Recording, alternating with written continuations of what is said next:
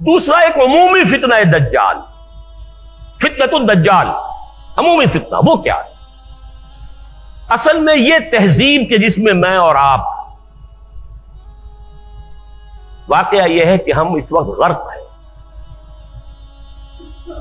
کسی کے سر کے اوپر تک پانی جا چکا ہے، وہ جا چکا، کوئی گردن تک اس کے اندر ہے، کوئی پیٹ تک ہے، کوئی گھٹنوں تک ہے، لیکن ہم میں سے کوئی اس تہذیب سے بچا ہوا نہیں. یہ عالمی تہذیب ہے، دجالی تہذیب، جو شروع ہوئی تھی مغرب سے تقریباً 400 سال قبل، رینائسنس، احیاء العلم. لیکن اس احیاء العلم کے نتیجہ کیا نکلا؟ مادی ترقی، ٹیکنالوجی، سائنس بڑھتی چلی گئی، اور اس درجے بڑھتی چلی گئی کہ عروج آدم خاکی سے انجم سہمے جاتے ہیں کہ یہ ٹوٹا ہوا تارا مہ کامل نہ بن جائے. چاند کو پاؤں تلے روند آیا انسان، اور ابھی نہ معلوم کہاں کہاں کمندے ڈال رہا ہے. لیکن دوسری طرف آسمانی وحی والی ہدایت سے اپنی آنکھ بند کر. نوٹ کر لیجیے اس بات کو اچھی طرح. سورہ بقرہ کا 4واں رکوع جو ہے قرآن مجید کے فلسفے میں نہایت اہمیت کا حامل. اللہ نے انسان کو بنایا زمین کی خلافت کے لیے. وَإِذْ قَالَ رَبُّكَ لِلْمَلَائِكَةِ إِنِّي جَاعِلٌ فِي الْأَرْضِ خَلِيفَةً. خلافت عرضی کے لیے آدم کی تخلیق ہوئی. دو چیزیں دی گئیں آدم کو، ایک کا ذکر اس رکوع کے شروع میں ہے، ایک کا آخر میں. شروع میں علم الاسماء دیا گیا، علم آدم الاسماء كلها ثم عرضهم على الملائكة فقال انبئوني باسماء هؤلاء ان كنتم صادقين. ایک علم تو آدم کو دے دیا گیا، علامہ دے دیا گیا، فعل ماضی ہے، ماضی مطلق ہے، دے دیا گیا. ایک علم کے بارے میں فرمایا وہ آتا رہے گا تمہارے پاس وقتاً فوقتاً. فَإِمَّا يَأْتِيَنَّكُم مِّنِّي هُدًى فَمَن تَبِعَ هُدَايَ فَلَا خَوْفٌ عَلَيْهِمْ وَلَا هُمْ يَحْزَنُونَ. سورہ بقرہ کے 4تھے رکوع کے آخری میں ہے نا. یہ علم تو دے دیا تمہیں. ایک علم ہے علم ہدایت، وہ وقفاً وقفے سے وقتاً فوقتاً آتا رہے. فَإِمَّا يَأْتِيَنَّكُم مِّنِّي هُدًى فَمَن تَبِعَ هُدَايَ، تو جو میری اس ہدایت کی پیروی کرے گا فَلَا خَوْفٌ عَلَيْهِمْ وَلَا هُمْ يَحْزَنُونَ وَالَّذِينَ كَفَرُوا وَكَذَّبُوا بِآيَاتِنَا أُولَٰئِكَ أَصْحَابُ النَّارِ هُمْ فِيهَا خَالِدُونَ. دو چیزیں دی تھی نا. علم اسماء جو آدم کو دے دیا گیا وہی ہے جو آدم کی نسل کے اندر ایک تناور درخت بن کر یہ فزیکل سائنس اور ٹیکنالوجی کی شکل اختیار کر چکا ہے. اس کو اچھی طرح سمجھ لیجئے بات کو. آم کی گٹھلی میں پورا آم ہوتا ہے کہ نہیں؟ آم کا درخت کہاں سے وجود میں آتا ہے؟ گٹھلی سے. باہر سے تو صرف پانی گیا تھا گٹھلی کے اندر، دو پتیاں کہاں سے نکلی؟ اس کی ابتدائی غذا بھی اس گٹھلی کے اندر موجود تھی. بعد میں پانی جو ہے وہ مختلف منرلز لے کر اندر جاتا رہا، اوپر سے جو ہے آکسیجن ملتی رہی. ایک آم کا درخت پورا کا پورا گٹھلی میں تھا، لیکن آم کی گٹھلی کو آم کا درخت بننے میں کتنے سال لگتے ہیں؟ چلیے 10 سال لگے. آدم کو پورا علم دے دیا گیا، اس کی ایکسفولیشن، اس کا ظہور، اس کا بروز یہ ہوا ہے ان 10,000 سالوں کے اندر. وہ درخت اب تناور درخت بن گیا ہے. اصلھا ثابت و فروعھا فی السماء. اس کی شاخیں آسمان سے باتیں کر رہی ہیں. عروج آدم خاکی سے انجم سہمے جاتے ہیں کہ یہ ٹوٹا ہوا تارا مہ کامل نہ بن جائے. تسخیر کائنات جو انسان کر رہا ہے وہ خلیفہ کی حیثیت سے کر رہا ہے. اسی لیے فرمایا گیا اللہ تعالیٰ نے تمہارے لیے پوری زمین کو جو ہے اور جو کچھ اس کے اندر ہے، نہ صرف زمین بلکہ آسمان، ان سب کو اللہ تعالیٰ نے مسخر کر دیا انسان سے. قرآن مجید میں 2 جگہ یہ مضمون آیا ہے. بہرحال ایک طرف یہ علم جو پھیلتا چلا گیا اور ابھی اور آگے جا رہا ہے اور آگے جائے گا. ابھی جینیٹک انجینئرنگ کا فن جو ہے اس وقت سب سے زیادہ یا تو کمپیوٹرز کے اوپر توجہ ہے اور یا جینیٹکس پر ہے، اور جینیٹک انجینئرنگ کے ذریعے سے ایسی جس قسم کے آپ چاہیں گے مخلوق پیدا کرنے کے قابل ہو جائیں، جو صفات آپ چاہتے ہیں پیدا کر لیں، ایسے انسان پیدا کیے جا سکیں گے جن میں سرے سے رحم اور سرے سے رقت کا مادہ ہی نہ ہو۔ ہیومن روبوٹس جن کو جہاں سے جو حکم ملے گا، جس کو کہا گیا قرآن مجید میں علیہا ملائکۃ غلاظ شداد لا یعصون اللہ ما امرهم ویفعلون ما یؤمرون، ایسے غلاظ اور شداد لوگ پیدا کر دیے جائیں گے کہ جن کے دلوں میں کوئی رحم نام کی کوئی کسی شے کا شائبہ تھا۔ دیکھیں کریٹ، اب تو جینز کے ساتھ کھیلنے کا دور آ گیا۔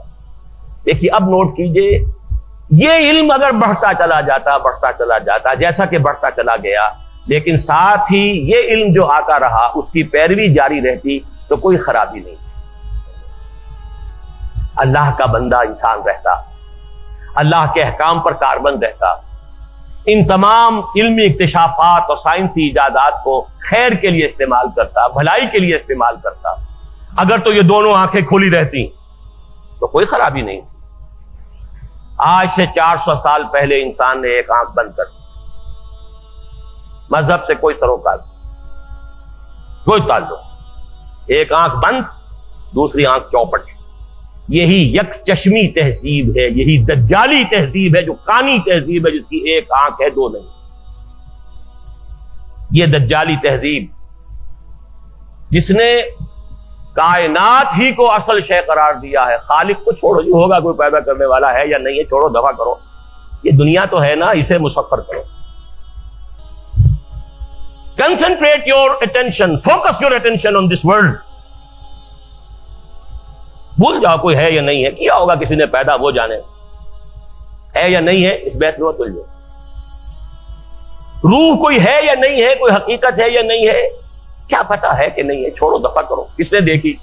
جسم تو ہے نا، جسم کی فکر کرو، جسم کو بناؤ، تیار کرو، کھلاؤ پلاؤ، اس کے تقاضے، اس کے لیے سارے ایک سے ایک وائٹامنز جو ہیں ایجاد کرتے چلے جاؤ، تلاش کرتے چلے جاؤ، وہ سب کچھ کرو۔ روح کوئی شے ہے یا نہیں ہے، ہوگی، اگر ہے بھی تو ہماری بحث کی دلچسپی ہوئی چیز نہیں۔ آخرت ہوگی بھائی، پتہ نہیں ہے کہ نہیں ہے، کس نے آ کے بتایا؟ یہ دنیا تو ہے نا، اسے بناؤ، ویلفیئر اسٹیٹ قائم کرو، دنیا کے اندر بہتر نظام قائم کرو، کہاں آخرت کے چکر میں پھنسے ہو؟ یہ تین چیزیں بمقابلہ تین چیزوں کے، یہ میرا کتاب چاہے 67 کا لکھا ہوا اسلام کی نشت ثانیہ کرنے کا اصل کام، اس کا تھیم یہی ہے کہ موجودہ تہذیب کو اینالائز کریں گے تو کیا ہے؟ خالق کائنات کی بجائے کائنات پر توجہ کرو، روح کی بجائے مادے پر توجہ کرو، حیات اخروی سے چھوڑو، ہوگی نہیں ہے، کیا ہے؟ دنیا کی۔ یہ جو شفٹ آف ایمفیسس ہوا ہے، ہماری توجہ ادھر سے ہٹ کر ادھر، اب دنیا ہی مطلوب و مقصود، اسی کی رہنائیاں، اسی کی زیبائش، اسی کی سہولتیں، اسی کی بہبود، یہ ہے کہ جو ہمارا مطمع نظر ہے، اس کا نام ہے دجالی تہذیب، اور اسی لیے آتا ہے احادیث میں، اس لیے تمہیں اللہ نے سورہ کہف عطا کی، خاص طور پر اس کی ابتدائی اور آخری آیات۔ جو شخص، خاص طور پہ جمعے کا ذکر بھی آتا ہے، جو ہر جمعے کو سورہ کہف کی تلاوت کرے گا، اس کی ابتدائی آخری آیات کی تلاوت کرے گا، بناؤ اسے، اپنے ذہن اور فکر کا حصہ بناؤ اسے، تو پھر اس دجالی فتنے کے اثرات سے محفوظ رہ سکتے ہیں۔ وہ دجالی فتنہ کیا ہے؟ سورہ کہف کی 4 آیات کا حوالہ دے رہا ہوں۔ اِنَّا جَعَلْنَا مَا عَلَى الْأَرْضِ زِينَةً لَهَا لِنَبْلُوَهُمْ أَيُّهُمْ أَحْسَنُ عَمَلًا، ہم نے زمین پر جو کچھ ہے اسے اس کا سنگھار بنا دیا ہے، زیبائش، آرائش، آنکھیں چکا چوند ہو جاتی ہیں، نظر کو خیرہ کرتی ہے چمک تہذیب حاضر کی، یہ صناعی مگر جھوٹے رگوں کی ریزہ کاری ہے، لیکن آدمی جو ہے اسی کا دل دادا، لِنَبْلُوَهُمْ أَيُّهُمْ أَحْسَنُ عَمَلًا، دیکھنا چاہتے ہیں اسی عروس ہزار داماد کے زلف کے گراگیر بن کر رہ جاتے ہو یا ہم سے محبت کرتے ہو۔ رخ روشن کے آگے شمع رکھ کر وہ یہ کہتے ہیں ادھر جاتا ہے دیکھیں یا ادھر پروانہ آتا ہے، یہی امتحان ہے، ہمیں چاہتے ہو یا دنیا کو چاہتے ہو؟ انا جعلنا ما علی الارض زینۃ لہا لنبلوہم ایہم احسن عملا۔ ایک جگہ سورہ کہف میں حضور کو روکا گیا، حضور ان غرباء اور فقراء صحابہ سے اپنی نگاہیں ادھر ہٹا کر امیروں کی طرف توجہ زیادہ نہ کیجیے۔ ولا تعد عیناک عنہم ترید زینۃ الحیاۃ الدنیا۔ اے نبی کہیں یہ گمان نہ ہو جائے لوگوں کو کہ آپ بھی حیات دنیاوی کی زینت ہی کو زیادہ اہمیت دے رہے ہیں۔ یہ مشکل مقامات میں سے قرآن مجید کے میں نے اس کی جو سب سے زیادہ قابل قبول جو ایک تعبیر ہو سکتی ہے وہ میں کر رہا ہوں کہ نبی کہیں ایسا نہ ہو کہ آپ کے اس طرز عمل سے لوگ یہ سمجھے کہ محمد کی نگاہ میں بھی دولت ہی کی اہمیت ہے، تبھی تو دولت مندوں کی طرف توجہ زیادہ ہے۔ محمد کی نگاہ میں بھی شاید دنیاوی اقتدار جو ہے اسی کی اہمیت ہے، تبھی تو یہ جو قریش کے سردار آتے ہیں انہیں زیادہ وقت دیتے ہیں۔ ہم فقراء جاتے ہیں تو ہماری طرف توجہ نہیں فرماتے۔ وَلَا تَعْدُ عَيْنَاكَ عَنْهُمْ تُرِيدُ زِينَةَ الْحَيَاةِ وَاصْبِرْ نَفْسَكَ مَعَ الَّذِينَ يَدْعُونَ رَبَّهُمْ بِالْغَدَاةِ وَالْعَشِيِّ يُرِيدُونَ وَجْهَهُ۔ اے نبی اپنے ان ساتھیوں کی صحبت کے اندر آپ رکے رہیے، انہیں زیادہ وقت دیجیے جو صبح و شام اپنے رب کو پکارتے ہیں، اس کی رحمت کے امیدوار ہیں۔ وَلَا تَعْدُ عَيْنَاكَ عَنْهُمْ، ان سے نگاہیں ہٹا کر ان دولت مندوں اور سرداروں کی طرف متوجہ نہ ہو۔ تريد زینۃ الحیات الدنیا۔ تیسرے مرحلے پر آتا ہے المال والبنون زینۃ الحیات الدنیا والباقیات الصالحات خیر عند ربک ثوابا وخیر عقبا۔ یہ دنیا مال اور یہ مال و دولت دنیا، یہ رشتہ و پیوند، بتان وہم و گما، لا الہ الا اللہ، لیکن یہ کہ اسی کی زیبائش آرائش، اسی کی محبت، اسی کی سوچ، دن رات فکر ہے تو انہی کی ہے۔ المال والبنون زینۃ الحیات الدنیا۔ اور آخری آیت جو آخری رکوع میں قل هل ننبئكم بالاخسرین اعمالا الذین ضل سعیهم فی الحیات الدنیا وهم یحسبون انهم یحسنون صنعا۔ سب سے زیادہ گھاٹے اور خسارے میں رہنے والے کون ہیں؟ نبی ہم آپ کو بتائیں؟ اے نبی آپ ان سے کہیے کیا میں تمہیں بتاؤں سب سے زیادہ خسارے میں کون رہے؟ سوال کا جواب بھی خود ہی، جن لوگوں کی ساری بھاگ دوڑ سعی و جہد حیات دنیا ہی میں بھٹک کر رہ گئی، ساری بھاگ دوڑ، دن رات کی محنت، مشقت، سوچ ہے تو اسی کی، رات کو بھی دن کو بھی، دوڑ دھوپ، ساری فکر فی الحیات الدنیا، واللہ بھٹک کر رہ گئی۔ انہی توانائیوں سے آخرت کمائی جا سکتی تھی، انہی چیزوں سے جو اللہ نے دی ہیں اللہ کو راضی کیا جا سکتا تھا، لیکن یہ ساری چیزیں کھپا دی دنیا کے حصول میں، بھٹک گئی۔ وہ تیر نیم کش جس کا نہ ہو کوئی ہدف ہونا چاہیے تھا اللہ کی ذات، لیکن تم نے پہنچایا، خرچ کر دی یہ ساری چیزیں دنیا کی طلب میں۔ الذین ضل سعیہم فی الحیات الدنیا وہم یحسبون انہم یحسنون صنعا۔ یہ ہے وہ دجالی فتنہ جس نے آخرت پر دنیا کا ملمہ کر دیا ہے، ذات باری تعالیٰ پر کائنات کی عظمت کا پردہ ڈال دیا ہے۔ اللہ سے توجہ ہٹ گئی، کائنات، روح کی بجائے جسم، حیات اخروی کی بجائے حیات دنیا۔ یہ جو چار ہماری چیزوں کے اندر کہ جو پریفرنسز ہیں، جو ہمارا ایمفیسس ہے، زبان سے مانتے ہیں اللہ کو بھی آخرت کو بھی، لیکن آپ اپنے 24 گھنٹے کے تمام اوقات کا تجزیہ کیجئے، کتنی آپ کی توانائیاں اور قوتیں اللہ اور آخرت کے لیے صرف ہو رہی ہیں اور کتنی دنیا کے لیے۔ اقرا کتابک، ہر شخص اپنی کتاب خود پڑھے، اپنا حساب خود لے۔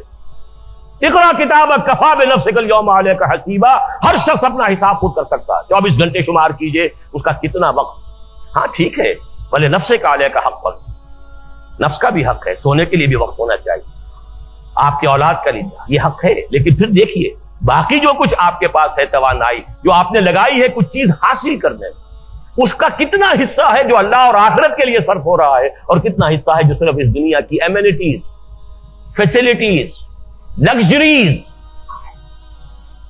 ڈیکوریشن پیسز، کتنے پیسے سے وہ چیزیں خرید کر لا کر آپ اپنے ڈرائنگ روم سے جا رہے ہیں، کہاں خرچ کر رہے ہیں؟